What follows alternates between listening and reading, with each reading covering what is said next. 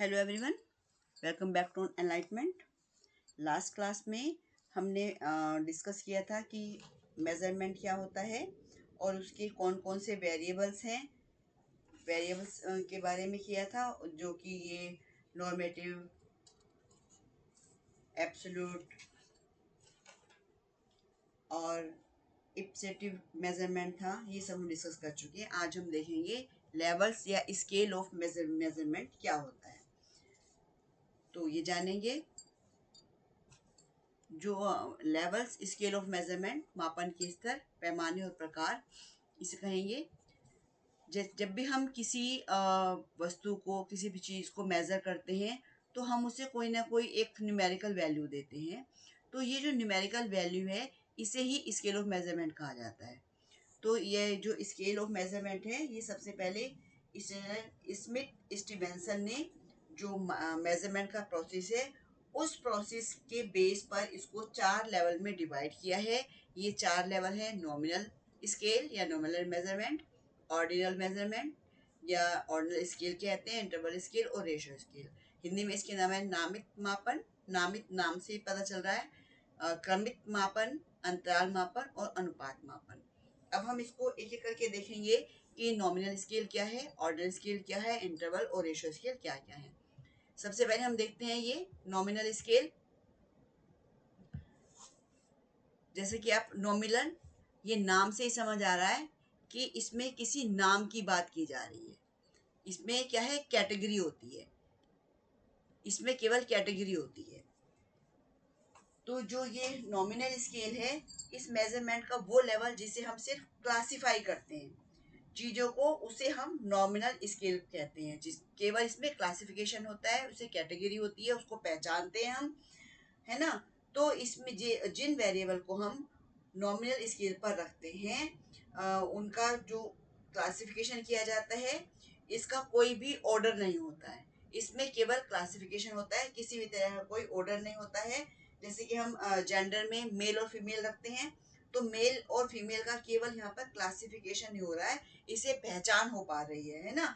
यहाँ पर सिर्फ चीज़ों को हम क्लासिफाई करते हैं, उनको पहचानते हैं, और यहाँ पर कोई भी डायरेक्शन नहीं होती है, केवल और केवल क्लासिफिकेशन होता है। और ये जो क्लासिफिकेशन किसी भी ऑर्डर में भी नहीं होता है ना।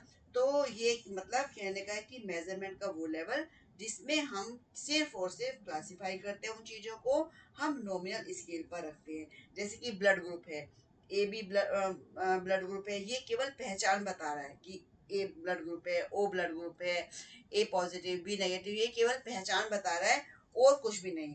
तो जो ये पहचान की बात करता है, क्लासिफिकेशन की बात करता है, उन्हें हम नॉमिनल स्केल पर रखते हैं। अब नॉमिनल स्केल आपको क्लियर हो गया होगा कि नाम से समझ आ रहा है कि नाम देना, उस वर्ग का नाम देना, और किसी भी प्लेस के बेस पर हम कह सकते हैं कि ये रूरल है, ये अर्बन है, ये नाम देना। और जब शिक्षा के स्तर के आधार पर हम कहते हैं कि प्राइमरी स्टूडेंट हैं, सेकेंडरी स्टूडेंट हैं, हायर एजुकेशन के हैं, मेडिकल स्टूडेंट हैं, इंजीनियरिंग स्टूडेंट हैं, तो इनको जो नाम देना, ये नॉमिनल मेजरमेंट होगा, नॉमिनल स्केल पर होगा। इसके बाद देखते हैं ऑर्डिनल स्केल। ऑर्डिनल को हिंदी में कहते हैं क्रमित मापन। इस ऑर्डिनल स्केल में क्या होता है, इसमें ऑर्डर भी है ना। इसमें यानी कि ये कैटेगरी दी है, क्लासिफिकेशन भी है और रैंक भी है। और रैंक का एक ऑर्डर होता है इसमें, कि ये डिक्रीजिंग ऑर्डर में भी हो सकता है और इंक्रीजिंग ऑर्डर में भी हो सकता है।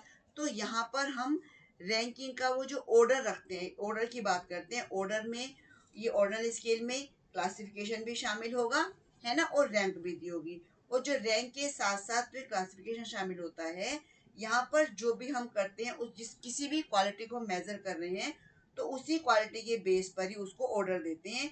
इंक्रीजिंग ऑर्डर में देते हैं, डिक्रीजिंग ऑर्डर में देते हैं। जो भी क्वालिटी ज़्यादा है, उस बेस पर हम क्या करते हैं, उसको ऑर्डर में रख देते हैं। जैसे कि बच्चे को कोई अचीवमेंट टेस्ट लिया, उस बेस पर हम देखते हैं फर्स्ट, सेकंड, थर्ड।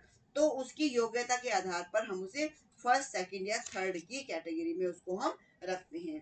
तो ये जो लेवल है, ये मात्रात्मक मापन है, और इस आधार पर बनाए गए जो वर्ग हैं, वो एक दूसरे से कोरिलेटेड होते हैं, वो सह संबंधित होते हैं। और यहाँ पर क्या है कि जो वर्ग विशेष का नाम होएगा, संकेत दिया जाएगा, जैसे कि छात्रों को उनकी बुद्धि के आधार पर हम रखेंगे कि उनकी हाई, जो IQ लेवल है वो हाई है, और लो लो है, या फिर मीडियम है। तो इस तरह से मतलब क्लास में बच्चे का पोजीशन लो, क्लास में बच्चे का IQ लेवल लो क्लास के हैं, एवरेज क्लास के बच्चे हैं, हाई क्लास के बच्चे हैं। इसी तरह से ही हम कहेंगे A grade, B grade, C grade. तो यहाँ पर क्या है कि रैंक दे दी गई है, क्लासिफिकेशन किया गया है, और उनकी क्वालिटी के अकॉर्डिंग हम ये करते हैं। तो ये आपका हो गया ऑर्डिनल स्केल। उसके बाद देखते हैं इंटरवल स्केल। अब इंटरवल स्केल में, इसमें तो कैटेगरी है, इसमें भी क्लासिफिकेशन या कैटेगरी है मतलब, है ना, और यहाँ पर भी कैटेगरी है, क्लासिफिकेशन। क्लासिफिकेशन चारों में क्लासिफिकेशन है ना। तो इंटरवल में अब देखते हैं कि इंटरवल में क्या है, क्लासिफिकेशन, रैंक है, ऑर्डर भी है इसमें, और इक्वल डिस्ट्रीब्यूशन, इक्वल इंटरवल्स है, मीनिंगफुल डिस्टेंस या इक्वल इंटरवल, समान अंतराल, ये सब प्रेजेंट होते हैं।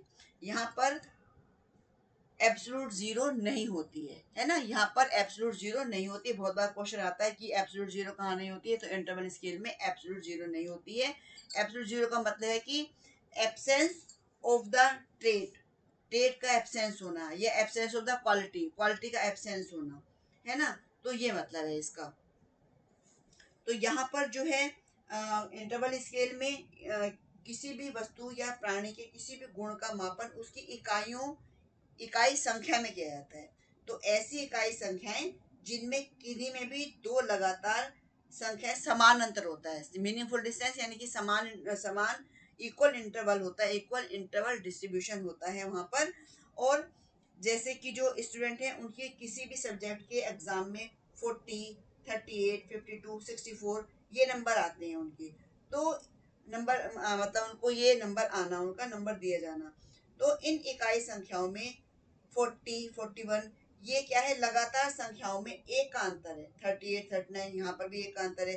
परंतु यहाँ पर जो है एब्सेंस ऑफ ट्रेड को दिखाने वाला जीरो जैसा कोई भी बिंदु शामिल नहीं है, यानी कि एब्सोल्यूट जीरो यहाँ पर नहीं है।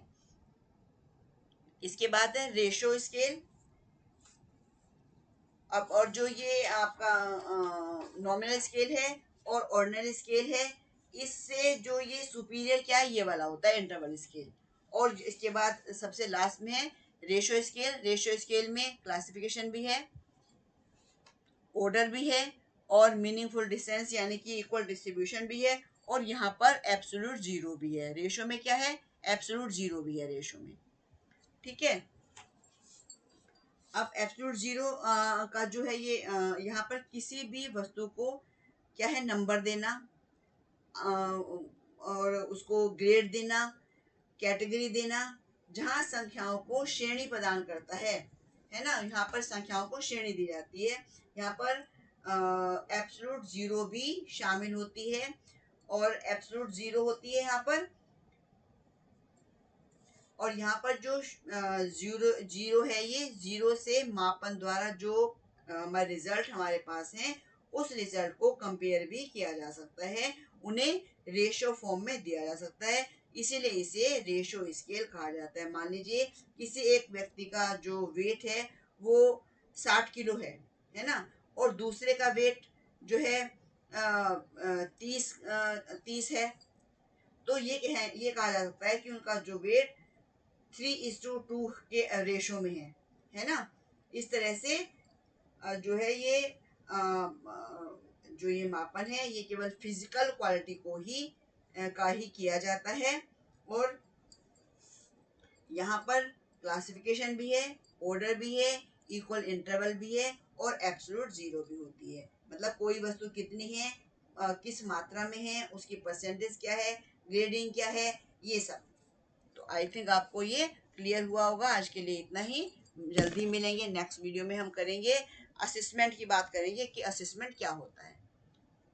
आपको वीडियो पसंद आती है, लाइक कीजिए, शेयर कीजिए, और न्यू व्यूवर्स हैं तो चैनल को सब्सक्राइब जरूर कर लीजिए, जिससे कि आने वाले हर वीडियो का नोटिफिकेशन आप तक पहुंचता रहे।